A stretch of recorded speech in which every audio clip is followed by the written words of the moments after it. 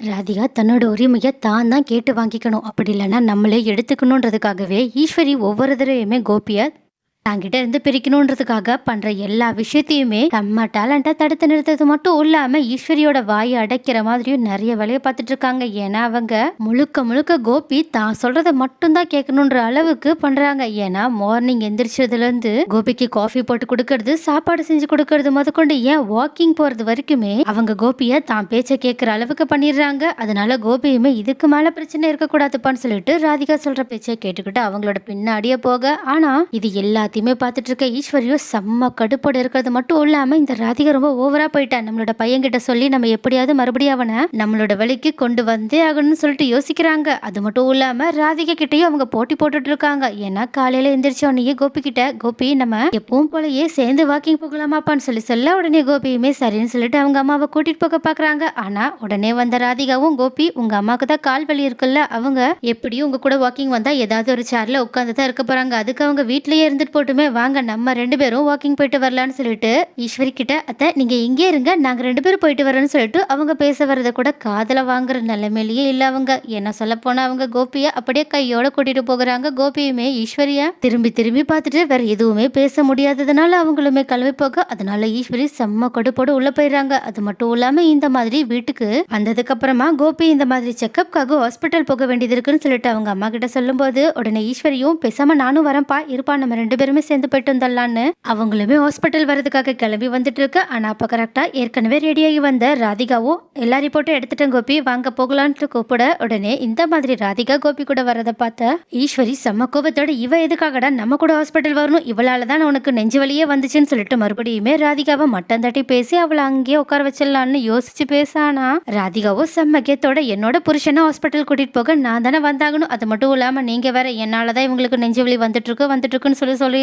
இவ்வளோ டென்ஷன் ஆகுறீங்களா, பேசாம என்னையுமே நான் அங்கே காட்டிட்டு வந்துடுறேன், அவங்களே சொல்லுவாங்க என்னாலதான் இவங்களுக்கு வருதா இல்லைன்னா வேற ரீசனால இவங்களுக்கு இந்த மாதிரி உடம்பு சரியில்லாம போச்சான்றத அப்படின்னு சொல்லி, சரி வாங்க கோபின்னு போகலான்னு சொல்லிட்டு அவங்க கூட போக, உடனே ஈஸ்வரியும் நானும் கண்டிப்பா வருவேன்னு சொல்லிட்டு அடம் பிடிச்சு கோபி கூட வந்துட்டு இருக்கு. ஆனா இந்த பக்கம் கோபியோ தன்னோட ஒரு பக்கம், ஈஸ்வரி இன்னொரு பக்கம் ராதிகாவே இருக்கிறத பார்த்துட்டு இவங்க 2 பேரையும் நான் தனியா எப்படிதான் சமாளிக்க போறோம் தெரியலையே, கடவுளே நீ தான் எனக்கு உதவி பண்ணணும்னு சொல்லிட்டு கடவுளை மேல திரும்பி பார்த்துட்டு இருக்க. ஆனா அப்போ இந்த மாதிரி கோபின்ற ஒரு ஆளுக்காக ஈஸ்வரியும் ராதிகாவும் சண்டை போட்டுட்டு இருக்கத பார்த்த பாக்கியாவும் இவங்களெல்லாம் என்னதான் பண்றதுன்னு புரியல, ஒரு ஆளுக்காக இப்படி அடிச்சுக்கிறாங்க, அதுவும் அந்த ஆளு எந்த அளவுக்கு இதுக்கெல்லாம் தகுதியான ஆளுன்றது அவங்களுக்கு புரியவே இல்லப்பா அப்படின்னு சொல்லிட்டு, சரி நமக்கு எதுக்காக இந்த வம்புலாம், நம்ம நம்மளோட வேலையை பார்க்கலாம்னு சொல்லிட்டு அவங்க பாட்டுக்கு கிளம்பி ரெஸ்டாரண்ட் போயிட்டு இருக்கு. அப்ப கரெக்டா ரெஸ்டாரண்ட்டுக்காக போகிறதுக்கு வெளியே வந்த பாக்கியாவை பார்த்த கோப்பையும் மனசுக்குள்ளேயே ரொம்பவே ஏக்கத்தோட, பேசாம நம்ம இவளை மட்டுமே கல்யாணம் பண்ணிட்டு இவ கூட இருந்திருக்கலாம் போலயே, தேவையில்லாம 2வது கல்யாணம் பண்ணி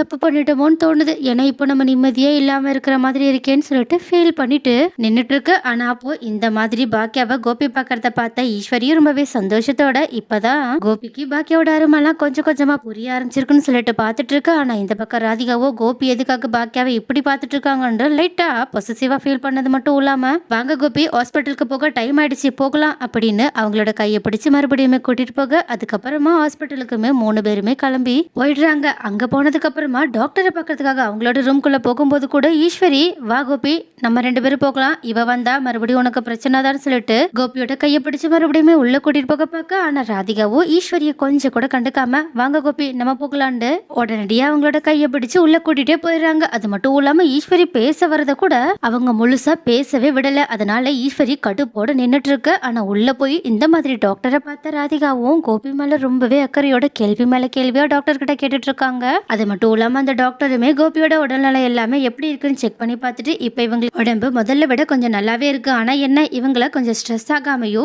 டென்ஷன் எடுக்காம இருக்க சொல்லுங்க, கண்டிப்பா இதெல்லாம் சரியா போயிடும்னு சொல்லிட்டு அவங்களுக்கு சில பல டேப்லெட்ஸையுமே எழுதி கொடுத்துட்டு வெளியே அனுப்பி வைக்கிறாங்க. ஆனா அப்போ இந்த மாதிரி ராதிகா தமிழ இருக்க அன்பாலையும் அக்கறையாலையும் டாக்டர் கிட்ட இப்படி கேள்வி கேட்டுட்டு இருக்கத பார்த்த கோபி மனசுக்குள்ள ரொம்பவே சந்தோஷப்படுறாங்க. ஆனா வெளியே வந்த உடனே அந்த சந்தோஷத்தை காட்டினா கண்டிப்பா அம்மாக்கு அதை பிடிக்காதுன்னு சொல்லிட்டு, சரிமா டாக்டர் இப்ப என்ன எல்லாமே நல்லா இருக்குன்னு சொல்லிட்டு சொல்லிட்டாங்க. மத்த விஷயத்த பத்தி நம்ம வீட்ல போய் பேசிக்கலான்ட்டு அவங்கள கூட்டிட்டு அப்படியே வீட்டுக்கு திரும்பி வந்துட்டு இருக்கா. ஆனா ஈஸ்வரியோ ராதிகா பண்ண விஷயத்தால செம்ம கடுப்புல இருக்கனால யார்கிட்டயும் முக்கியமா கோபி கிட்ட கூட முகமே கொடுத்து பேசுற மாதிரி இல்ல. அதனால இதை கவனிச்ச கோபியும் வீட்டுக்கு வந்ததுக்கு அப்புறமா ஈஸ்வரி தனியா இருக்கிற நேரமா பார்த்து அவங்க கிட்ட போயிட்டு என்னம்மா என்னாச்சு எதுக்காக இப்படி இருக்கீங்கன்னு கேட்க உடனே ஈஸ்வரியும் இந்த மாதிரி ராதிகா பண்ற வேலையெல்லாம் ஃபர்ஸ்ட் சொல்லலான்னு தான் போறாங்க. ஆனா அதுக்கு முன்னாடி தன்னோட பையனை பத்தி கொஞ்சம் விசாரிச்சுக்கலாம்னு சொல்லிட்டு சரி நான் அதெல்லாம் அப்புறம் சொல்றேன். முதல்ல இன்னைக்கு ஹாஸ்பிட்டல்ல டாக்டர் என்ன சொன்னாங்க அதை முதல்ல சொல்லுன்னு சொல்ல உடனே இந்த மாதிரி கண்டிப்பா அம்மா இதுக்கப்புறமா நம்ம கிட்ட சொல்ல போறதுல ராதிகாவை பத்தி தான் குறை சொல்ல போவாங்க. சோ அதுக்கு முன்னாடியே நம்ம கச்சிதமா இந்த பிளான சொதப்பி விடணும்னு சொல்லிட்டு உடனடியா அவங்க கிட்ட இல்லம்மா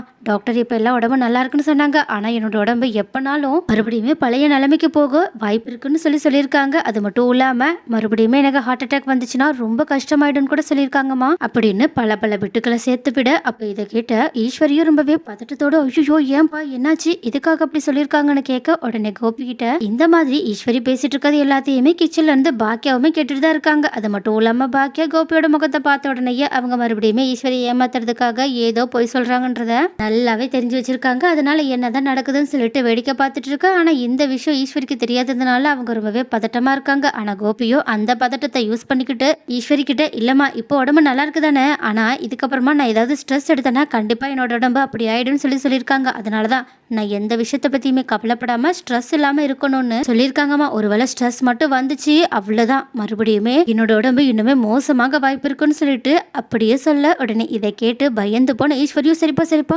இதுக்கப்புறமா அம்மா நான் எதுவுமே பேச மாட்டேன். கண்டிப்பா நான் ஏதாவது பேசினா அந்த ராதிகாவை பத்தி தான் பேசுவேன். ஏன்னா அவ அவ்வளவு தப்பு பண்ணிட்டு இருக்கா. பட் நான் இதுக்கப்புறமா அதை பத்தி பேச மாட்டேன்பா. முதல்ல உன்னோட உடம்பு சரியாகட்டும் அதுக்கப்புறமா அவளை நம்ம கவனிச்சுக்கலாம்னு சொல்லிட்டு இதுக்கப்புறமா நான் வாயே திறக்க மாட்டேன்னு சொல்லிட்டு வாய் மேல கை வச்சுட்டு அப்படியே உட்காந்துருக்க. அப்ப இதை பார்த்துட்டு லைட்டா மனசுக்குள்ளே சிரிச்ச கோபியும் சரிமா நான் போய் ரெஸ்ட் எடுக்கிறேன்னு சொல்லிட்டு அவங்க கிட்ட சொல்லிட்டு அப்படியே திரும்பினதுக்கு அப்புறமா சிரிக்க அப்ப கரெக்டா அந்த விஷயத்த பாக்கியாவுமே பார்த்துட்டு லைட்டா மறைச்சிட்டு இருக்காங்க. அப்ப இதை கவனிச்ச கோபியும் சாரி பாக்கியா அப்படின்னு மனசுக்குள்ளேயே லைட்டா வாய அசைச்சு சொல்லிட்டு அங்கிருந்து கிளம்பி போறாங்க. ஆனா கோபி இந்த மாதிரி சொல்லிட்டு போனதுல இருந்து ஈஸ்வரி ரொம்பவே சுகத்துல இருக்காங்க. ஆனா இது எல்லாத்தையுமே கவனிச்ச பாக்கியாவும் இதை பத்தி நம்ம கோபி கிட்ட பேசியாகணும்னு சொல்லிட்டு அவங்களோட ரூமுக்கு போனது மட்டும் இல்லாம அங்க ராதிகா இருக்கிற நேரமாவே அவங்க போறாங்க. ஏன்னா ராதிகா மறுபடியுமே அவங்கள தப்பா நினைச்சிடக்கூடாதுன்ற காரணத்துக்காகவே இதை பண்ணிட்டு இருக்காங்க பாக்கியா. அது மட்டும் இல்லாம இந்த மாதிரி ராதிகாவும் கோபியோ ஒன்னா பேசிட்டு இருக்கும்போது கரெக்டா டோரை நாக் பண்ணிட்டு உள்ள போன பாக்கியாவும் அவங்க கிட்ட இந்த மாதிரி அத்தையால உங்களுக்கு எந்த பிரச்சனையும் வரக்கூடாதுன்றதுக்காக நீங்க இந்த மாதிரி நிறைய பொய் சொல்லிட்டு இருக்கீங்கன்னு எனக்கு நல்லா புரியுது. ஆனாலும் சொல்ற பொய்ய கொஞ்சம் பார்த்து சொல்லுங்க. ஏன்னா